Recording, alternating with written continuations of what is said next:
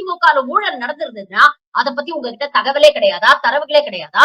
நீங்க தான் இடில இருந்து, ஐடில இருந்து, சிபிஐல இருந்து எல்லா புலனாய்வு அமைப்புகளையும் உங்க பாக்கெட் குள்ள தானே வச்சிருக்கீங்க. அப்ப நடவடிக்கை எடுக்க வேண்டியது தானே? ஊழல் குற்றத்துக்காக தண்டனை பெற்று சிறைக்கு சென்ற முதலமைச்சரோட கட்சியோட இன்னைக்கு ஏன் சார் வெக்கமே இல்லாம கூட்டணி வச்சிருக்கீங்க?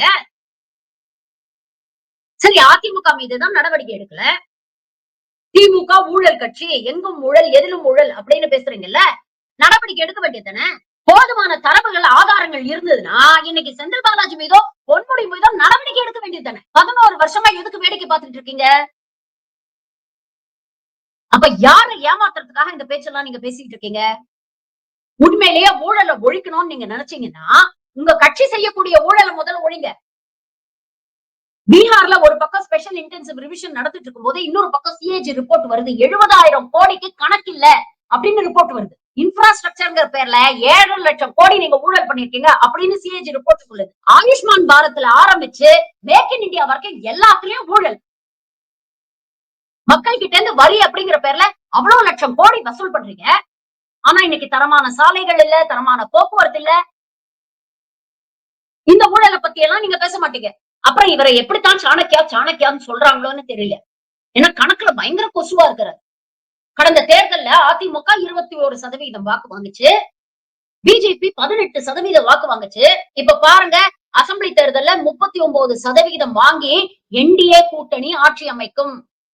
மறுபடியும் சொல்றாரு. நேத்து மறுபடியும் மேடையில பேசியிருக்கிறாரு. என்டிஏ கூட்டணி ஆட்சி அமைக்கும். கூட்டணி ஆட்சி தான் அமையும்.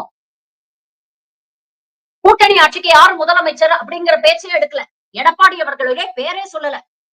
ஆனா இன்னமும் வெக்கம் கெட்டு எதிர்க்கட்சி தலைவரான எடப்பாடி பழனிசாமி அவர்கள் இன்னும் இவருடைய பேச்சுக்கு முட்டு கொடுத்துட்டு இருக்காரு. இப்போவாவது புடிச்சுக்க மாட்டீங்களா? இப்போவாவது கேள்வி கேட்க மாட்டீங்களா? இப்போவாவது பதில் சொல்ல மாட்டீங்களா? அதிமுக தனி பெரும்பான்மையோட தான் அங்க ஆட்சி அமைக்கும். கூட்டணி அப்படிங்கிறது தேர்தல் வரைக்கும் தான், ஆட்சியில பங்கு கிடையாதுன்னு சொல்றதுக்கு என்ன தயக்கம் உங்களுக்கு? அப்போ இதுல ஒரே ஒரு காரணம் தான் இருக்கு. ஏற்கனவே இதெல்லாம் முதல்லயே கூட்டணி வைக்கும் போது பேசி முடிவு பண்ணிட்டீங்க. எடப்பாடிக்கு நல்லாவே தெரியும். என்டிஏ கூட்டணி அப்படி தப்பி தவறி தமிழ்நாட்டுல ஜெயிச்சிருச்சுன்னா பாஜக ஆட்சியில் பங்கு வகிக்கும் அப்படிங்கிற உடன்பாட ஒத்துக்கிட்டு தான் நீங்க கூட்டணி வச்சிருக்கீங்க.